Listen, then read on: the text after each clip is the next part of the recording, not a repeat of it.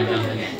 Ini slide yang dah dipindahkan banyak daripada alaqah rumah ni.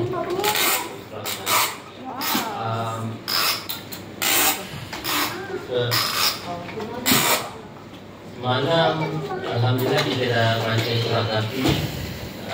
Harap ramailah yang baca dengan ini dan tanpa kisah tu dan pelajaran dapat fikir pelajaran dalam kisah tu. Kita ni cuba relatekan juga kita jadi apa flow kita. First kita akan cover topik ni dalam Al-Quran. Apa Quran kata?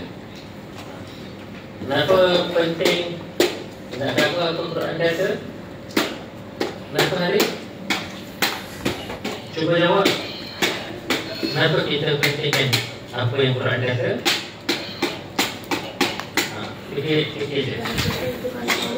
Sebab Al-Quran tu kalam Allah. Masya Allah. Tepuk tangan.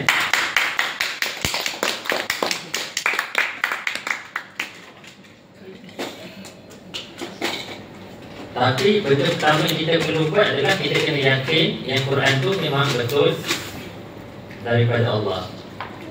Macam yang dulu Pak Syah Rahman cakap korang, harap tak ada siapa yang ada keraguan, betul ke kisah-kisah ni, betul ke dalam Quran ni?